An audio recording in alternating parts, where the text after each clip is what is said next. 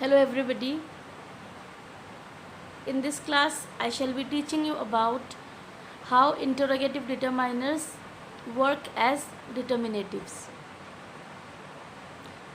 So first of all, don't be confused about the word whose when I used in the previous possessive determiners which worked as a determinative.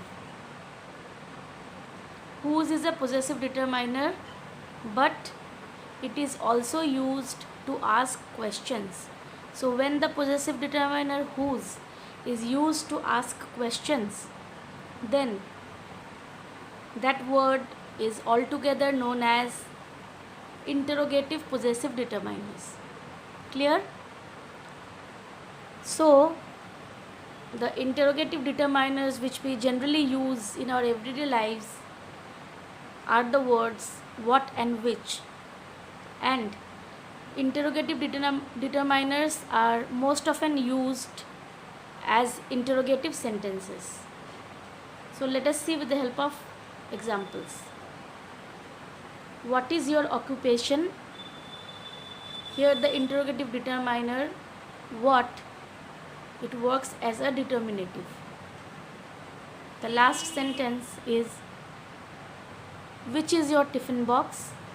Here the word which is an interrogative determiner and it works as a determinative. So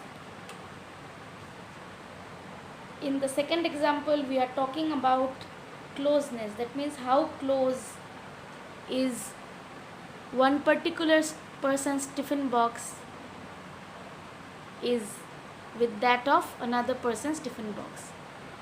What is your occupation? So here we talk about the definiteness. That means what is your definite occupation? So although the words your and your which we are using in both the sentences are related to pronoun, but pronouns are used in place of a noun. So the person about whom we are talking can either be a person belonging to the masculine gender or feminine gender. Okay. Coming to the next, quantifiers as determinatives. So our purpose of using quantifiers is that we want to get information about the number of something. In that case, we need to know how much of something and how many of something. So as I taught you in my previous class, quantifiers can be used with either count nouns or countable nouns, uncount nouns or uncountable nouns, or with both countable or uncountable nouns. So I have jotted down 9 examples for you to understand better. So some of the words which are used as quantifiers in English grammar are all, each, very, some, few, none, etc. So there are many more. So that's why I have written the word etc. So let us see the examples.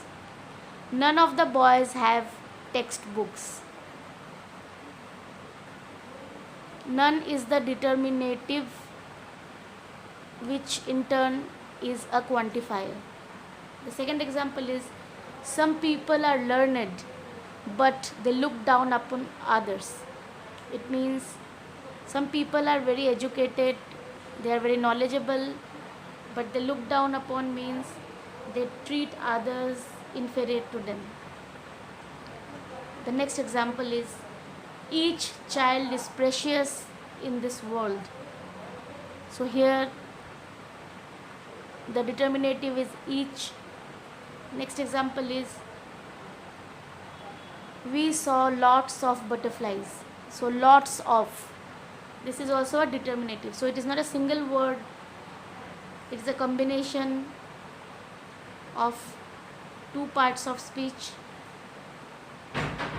which gives birth to a determinative. So of is a preposition. Coming to the next, we have lots of time left for the dance competition. So you have to take this phrase entirely, lots of time. So these three words, they constitute the determinative, which in turn is also a quantifier. Coming to the next, most children start their education at the age of 5. The quantifier which works as the determinative is most, most. The next example is, there were hundreds of people in the rally. So hundreds of people is also a determinative, which in turn is a quantifier. So these all tells us about large or small quantities which is not specified.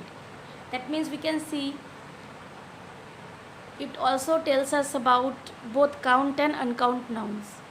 The next example is, can I have some bread to eat? So some bread. So in this case we have used the word some to form an interrogative sentence. So the determinative is a quantifier, but the sentence as a whole is interrogative, because we want to know about the amount of bread. Some bread can be